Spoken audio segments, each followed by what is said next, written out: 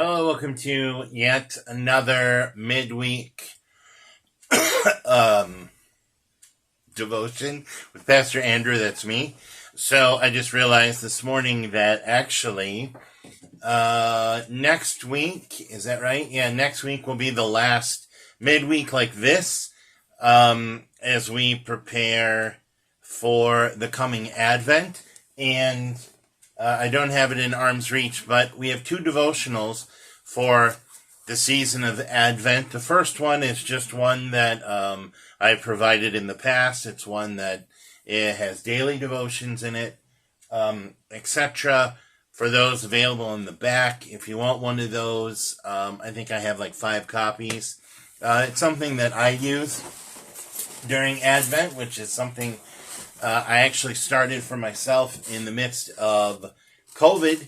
Is just this daily devotion in Advent as we prepare. Anyway, so we have that one, but then these midweek devotions will be based, let me grab it. These midweek devotions will be based in this. It's an Advent study. It comes from the ELCA. I know it says at the bottom here, ELCA World Hunger. But these devotions, interestingly enough, each week we'll go through those. They'll be a little bit longer. There's reflection questions. But it just is another way for us to keep in mind, what are we preparing for? What are we doing in this season of Advent, that is, I think, yes, the second shortest, the second shortest season of the church year after Christmas. But what does it mean to prepare, to start anew? We go through this cycle in our secular lives and in our church lives with our calendars, our secular lives, January to December, Here I found myself the other day thinking about taxes. Yay! I'm like, I better start putting that all together because I just have this place in my desk drawer, that I'm like, these are important receipts. So it's like, I better get working on that. But anyway, it's just, those things that we think about there, and why do we do them, and what does that mean, and how do we prepare? But then also in the church year, which is different, right? Our church New Year this year will be December. Well, I technically think we're in Advent, like the Monday right after Christ the King. But of course, our Sunday, December 3rd, is the first Sunday of Advent. Advent begins. But really, I want to say Advent begins like the 27th, that week before, the week as we're building up. Anyway, I've babbled on long enough, but those are what they'll be focused on, and then we'll move forward, and we'll see how I feel in 2024 about what do we do as we enter into Christmas and enter into Epiphany. All right, good. So, and it's so fascinating because we have these few weeks. We had last week and this week, this coming Sunday, where it's like a prequel to the prequel of getting ready. It's the 10 bridesmaids. What does it mean to be foolish? Something I didn't have in my sermon this past Sunday, but it identifies those bridesmaids that didn't have oil as foolish. But maybe it were the ones that did have oil but didn't share it. Maybe they're the fools. You kind of read it over again, and then it's like, well, who's really the fool here? Who's being foolish? It's interesting as well. That book is buried. Yes, I still have books on my desk. Stacks here and stacks there. I got a recent translation. It's called the Jewish Annotated New Testament. So here you get Old Testament scholars that put in their thoughts and how they would translate as a group this translation of the New Testament. And it's interesting because the text from last week, they add quite a bit. It's like, well, actually, some other versions, and texts have added this, and it kind of changes some of the meaning. It's not just the bridesmaids waiting for the bridegroom to come. It's the bridesmaids working or functioning with the bride, and the bridegroom, and they're all kind of talking. It gives it a little different feel to it. Because what does this all mean, right? Jesus parables, and it's like, oh, well, is this just some story, or is there more to it? There's always more to it. Okay, I've babbled on long enough. But we're kind of in this prequel, and it's like, you must be ready. And like we'll hear this coming Sunday, be ready, do the right thing, don't be foolish, otherwise, and classic, there will be weeping and gnashing of teeth. Ooh, right? Right? What does that mean? What does that mean? So we kind of have all of this, and then the 26th, we're going to have just all this glory. Christ the King, yay! Christ, look at, just, he's our King, and it's like no king that we've ever known or ever will, and it's just all this glory. And then, boom. It's like, be ready, be prepared. It's such a strange transition. Anyway, we prepare this coming week, and we hear from, as we continue in this, God pause using text from the Old Testament, which I think is so important because, again, we don't necessarily get that connection with the Old Testament. We hear them on Sundays, and we're like, oh, that was scary, or okay, well, whatever. We kind of get a little lightened feeling with the psalm. Oh, this is nice, the poetry, and I don't know, it just struck me this last week because this is not quite in order, right? We tend to think that Jesus' ministry is here, but then we have Old Testament, Psalm, New Testament, which is typically an epistle, a letter from Paul, which is actually after Christ, right? And then we jump back to Christ. So they all connect, but the order is not quite right. Anyway, Zephaniah. Chapter 1, 7, then it jumps to 12 through 18. Be silent before the Lord your God, for the day of the Lord is at hand. Ooh, see, that's scary if we think back to this last Sunday, right? The day of the Lord is what? It's not bright and happy, it's dark, right? Amos. The day of the Lord is at hand, the Lord has prepared a sacrifice. The Lord has consecrated his guests. At that time I will search Jerusalem with lamps, and I will punish the people, here we go, punish the people who rest complacently on their dregs. Those who say in their hearts, the Lord will not do good, nor will he do harm. Their wealth shall be plundered, and their houses laid to waste. Though they build houses, they shall not inhabit them. Though they plant vineyards, they shall not drink wine from them. The great day of the Lord is near, near and hastening fast. The sound of the day of the Lord is bitter.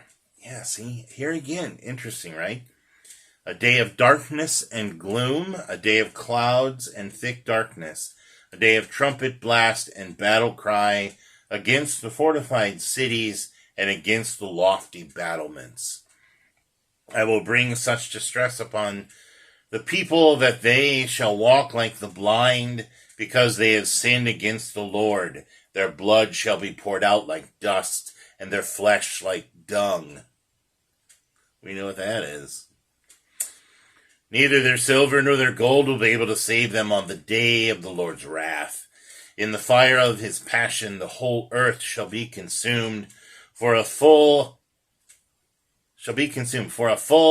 terrible end he will make of all the inhabitants of the earth. Well, that does not sound chipper, does it? What is happening here? What is going on? Perhaps our devotional writer gives us some light. See what I did there? Light and dark. This coming Sunday marks the next to last Sunday of the church year. Yay, I said that already. When the scripture readings and reflection have traditionally focused on end times and the day of the Lord. Yes, so here's this idea of end times, but it's difficult for us as Lutherans because that really, we talk about apocalypse, we talk about, what often is just synonymous, it seems, with the book of Revelation, which it shouldn't be. It's hard for us because we don't really hold on to that. So yeah, these days, the end times and the day of the Lord. That's in quotes. On Ash Wednesday, our foreheads were marked with ashes, and we heard those sobering words: "From dust you have, come, and to dust you shall return." So then and now, how indeed shall we think and act when faced with questions of our relationship to God and the end of life? Yes, see, this is interesting too, is because we may not realize it, and I kind of hinted at it in the sermon a little bit, and I also said, there's at one point, I said, well, there's a whole other sermon series in there, because it's this idea of, and it addresses the question of, we hear about the wonderful, and a question that so many people have, because it's one of the big ones. We hear about all these wonderful things that Jesus does, and he comes and he saves. But then it's like, but what about everybody that died before Jesus? See, Paul addresses that in that First Thessalonians. That's exactly what he's talking about. It's very basic here. I'm simplifying it quite a bit. But the answer to that is Jesus came for everybody. Those dead already, those who will die, those alive, everyone. Everyone is a part of this kingdom. There's no, cutoff at any point. That's what's being addressed here as well, because that's a concern. And here we are in Zephaniah, right, in the Old Testament. Here we are already in the Old Testament, and people are thinking about that. Who's in, who's out? What if this happened and things were outside of my control, like our death before Christ, or before the salvation, or this covenant or that covenant, right? What about that? That's the question here. Who's in, who's out? But really, we're thinking of ourselves here. It's like, well, who's in, right? Am I in? Do I count? All those questions. Sorry, so I lost my place. Yeah, but it's this question. Yeah, we act when faced with questions, our relationship to God and the end of life. What does this mean? What does this mean? Is it too late when I'm on my deathbed and even in my last breath, I still have that bit of doubt that God exists? Well, God is outside of that, right? God is outside of that. Okay. Zephaniah, like the prophet Amos, oh my gosh, connections. Did I plan that? No. Invited God's people to reconsider complacent lives conducted as if God had nothing to do with their lives. The Lord will not do good, nor will he do harm, they presumed. Interesting, because doesn't that remind us of, oh gosh, now it was just in my mind and it left. I want to say Rene Descartes. That's probably wrong, but one of the philosophers who said, the philosophy of, do I believe in God, in a higher being, or do I not? Would I rather just deny it my whole life and then die and realize I was wrong? Or would I rather hold on to this and have faith that there is something there, and when I die, it isn't? Well, then I lived the life that I wanted to in faith, and that guided me. Or is it, I'd rather do it and then get there and find out it wasn't, than not do it and get there and find out it was. I hope that makes sense. But, that's, again, a bit of a simplification, but that comes to light here, doesn't it? It comes to light here. The Lord will not do good, nor will he do harm, they presumed. Zephaniah challenged them to a call to responsible and alert living in the awareness that God is not absent and cares about the creation, and that there will come a time of accounting for how we live accordingly. Now, that is a heavy statement, right? That is a very heavy statement, because it's like, oh, well, what do we hear there? We hear judgment. But is that necessarily what's being said there? It could be, it could not be, right? It could be, it could not be. Do I do it, or do I not do it? All those things. But it is already these prophets, Amos, Zephaniah, saying, this is how you're living, but you've been complacent in it.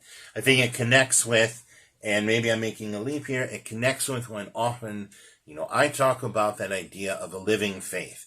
Oh, I have faith, great, boom, I put it on the shelf, and I don't think about it. And in turn, what tends to happen is when I think about it that way, then that thought process gets put on God, or to a larger sense, some higher being, some kind of, or some, thing to put my faith in, right? It's like, oh, well, I have it and I put it there and I don't think about it because, I have it and that's it. So who cares? Well, then that gets put on God. Well, God knows me. That's great. Okay, but I'll put that on the shelf. God puts me on the shelf and God doesn't care. But God does, see. That's being addressed here in the Old Testament. It's addressed with Christ, right? It's addressed with the New Testament. It's addressed in our everyday lives. This is faith, but what does that mean, etc. Yes. Zephaniah challenges them to a call to responsible and alert living. Be alert. Be alive, right? This is what we heard last Sunday. In the awareness that God is not absent and does indeed care about the creation. Interesting words there. Creation, that could be this, right? The world, but it's also us, right? And that there will come a time of accounting for how we live accordingly. How are we caring for creation? We've heard that before. How are we caring for ourselves, for others, for the gifts that God has given us? Lots to think about here. Lots of things to be addressed as you've gone through this whole season of Pentecost, right? You've learned these things. Now you've seen and how these things are in action through Christ, through the disciples, and then the Pentecost comes. It's like, okay, now it's your turn. It's our turn, right? So we're doing it. How can God have faith in me? How can God have faith in me? How do I have faith in myself? Okay, we've moved forward. Don't get complacent, because what happens then, everything is complacent. And then these questions come up to challenge that. See, all these questions of Pentecost. And now it gets to, okay, now as we end this year, we're also talking about, and really, it's only been, 2 Sundays? Well, I guess technically 3, because All Saints brings us to that thought of, what about the end of life, right? What are the saints? Who are the saints, right? So we have these 3 Sundays to kind of, that's me wrapping a present, wrapping it all up. What does that mean? What does it mean to us? As we prepare to move with Christ into the glory, right? How does that work? Lots there. And probably very scatterbrained if you're watching this. And as I look in how long this is. But thanks for sticking with me. If you did, if you fast forwarded to here, you missed a lot of good stuff. Let's close in prayer. O Lord our God, teach us to live in the awareness that you have not abandoned your creation. And that you call us to live not in complacency, but with awareness that this life rests in your hands and by your mercy. Amen. Ooh, this was written by the big guy. Not the big guy, or whatever. The retired professor of New Testament and Greek. The God Pause theological editor. So, until next week, as we close up and prepare for the end of the church year and entering into a new one. Until then, God bless.